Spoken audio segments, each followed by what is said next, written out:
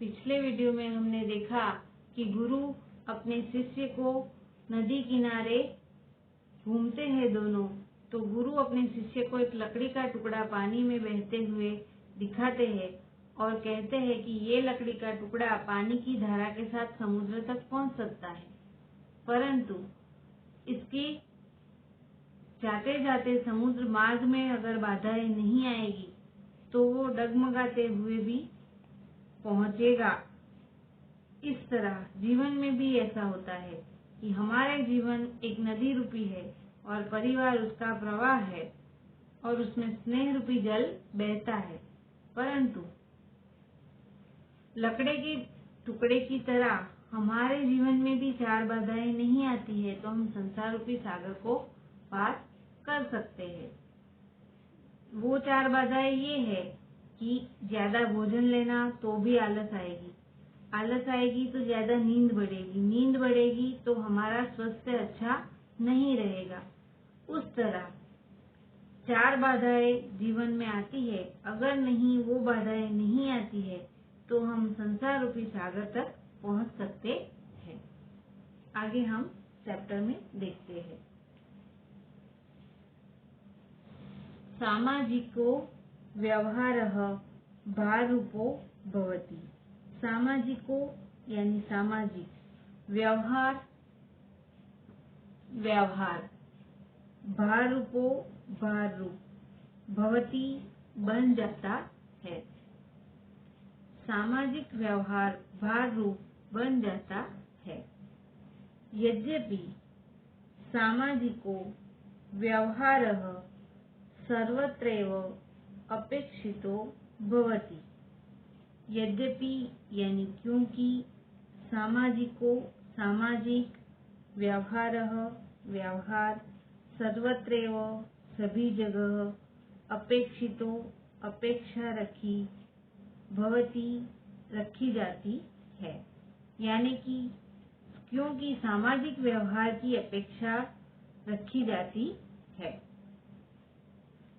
परंतु सह शक्तिमतिक्रम्य न भवेत्। परंतु यानी किंतु सह वह शक्तिमतिक्रम्य यानी शक्ति का क्रम नहीं भवेत् नहीं होता है। यानी किंतु वह शक्ति का अतिक्रमण करने का नहीं होना चाहिए। ये जनाः स्वकीयाम् अतिशक्तिक्रम्यः सामाजिकानां व्यवहारान् कुर्वन्ति ते अतिभारत्वां निमज्जति एव। ये यानी जो जनाः लोग स्वकीय अपनी शक्तिक्रम्य यानी आर्थिक स्थिति, सामाजिकानां सामाजिक व्यवहारानां व्यवहार करते हैं, कुर्वन्ति यानी करते हैं, ते वह अतिभारत्वां अतिभार की वजह से निमज्जितम् एव यानी डूबा हुआ ही,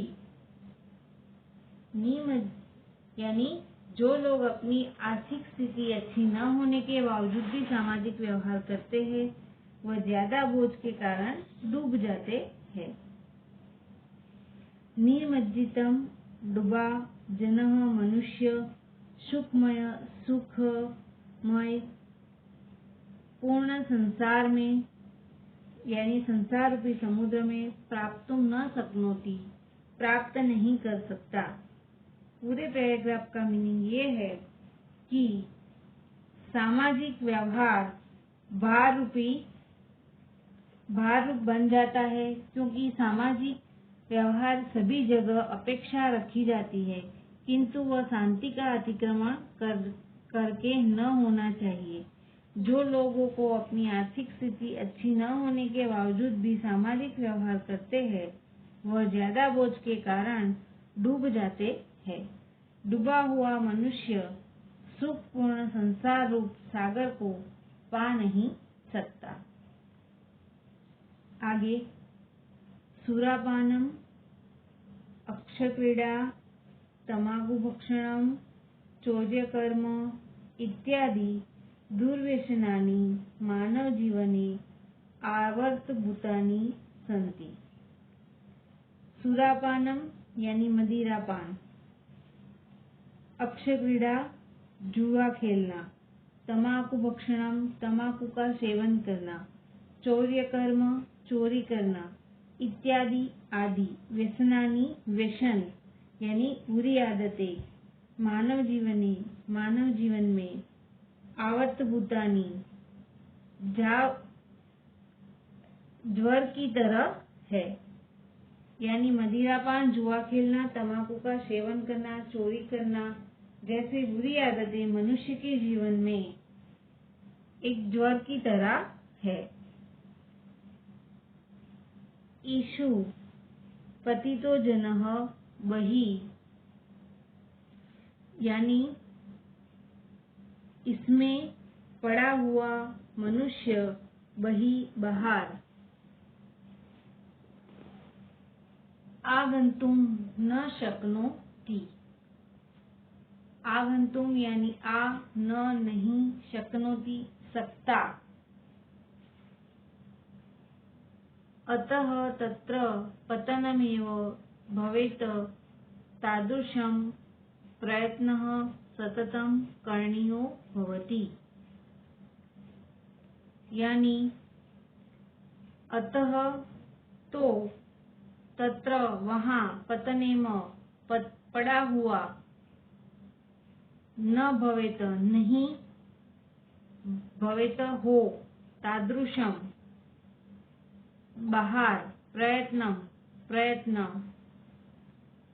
यानी कोशिश, सततम लगातार, करणीयो करता है, भवति तो होना, यानी इसमें पड़ा हुआ आदमी बाहर नहीं आ सकता, इसलिए लगातार कोशिश करना आवश्यक है। ये जनाः व्यसनेषु पतिता सन्ति, ते तरन्त अपि एकस्मिन् स्थाने परितः भ्रमन्ति। ये जनाः यानी ये जनाः मनुष्य, व्यसनेषु व्यसन में, बुरी पतितः पड़ा हुआ, संति होता है, ते तरंत वो तैरना, अपि भी एकस्मिन् स्थाने एक ही जगह पर, परितः चारों ओर, भ्रमंती घूमता है। जो मनुष्य व्यसन में यानी बुरी आदत में पड़ा हुआ है, चारों तरफ तैरता हुआ एक ही जगह पर घूमता रहता है। तेषां प्रगति बाधितः भवति, तेषां यानी उसकी, प्रगति यानी विकास, बाधिता यानी रुक, भवति जाती है, यानी उसकी प्रगति रुक जाती है। ततः ते सुखादि रूपम संसार समुद्रम प्राप्तुम न अर्हति, तब वह सुखादि रूपम यानी सुख रूपी, संसार युक्त यानी संसार रूपी सागर को प्राप्तुम न अर्हति यानी प्राप्त नहीं कर सकता।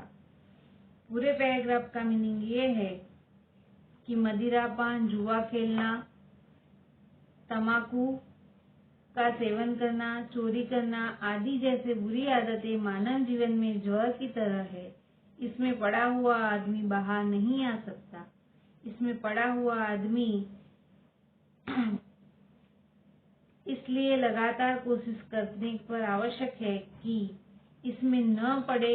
जो मनुष्य व्यसन में यानी बुरी आदत में पड़ा हुआ है, चारों तरफ तैरता हुआ एक ही जगह पर घूमता रहता है, उनकी प्रगति रुक जाती है, तब वह संसार रूपी सागर प्राप्त नहीं कर सकता।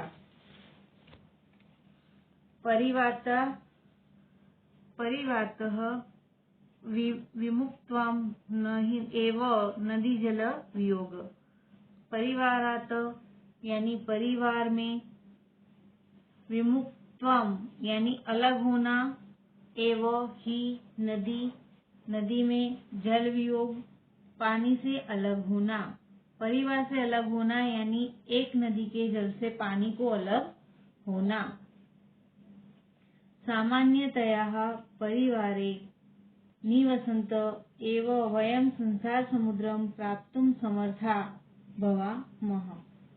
सामान्यतया यानी आमतौर परिवार में, एक ही परिवार में, निवसत बसने वाले या साथ में रहने वाले, एव ही वयम हम सब, संसार समुद्र संसार रूपी सागर में, प्राप्त, समर्थम सक्षम, भवाम होते हैं। यानी आमतौर पर केवल एक परिवार में रहकर ही हम संसार तक पहुंचने में सक्षम होते हैं। परंतु यदि कश्चित् जनः स्वार्थवशात्, क्रोधवशात् वा परिवारात् प्रतिमुखो भवति, सोऽपि नदीपरिवारः जलस्नेह वियुक्तः काचिदपि ज्ञानेन सुखेन च पूर्ण आनंदमय संसारम न प्राप्नोति। पूरे पैराग्राफ का मीनिंग ये है कि परिवार से अलग अलग होना, एक ही नदी के पानी से अलग होना है। आमतौर पर केवल एक परिवार में रहकर ही हम संसार सागर तक पहुंचने में सक्षम होते हैं। लेकिन अगर कोई व्यक्ति स्वार्थ या क्रोध के कारण अपना परिवार से अलग हो जाता है, तो वह भी नदी यानी परिवार के पानी यानी प्रेम के बिना ज्ञान और सुखी से भरा आनंदमय दुनिया कभी नहीं प्राप्त करेगा।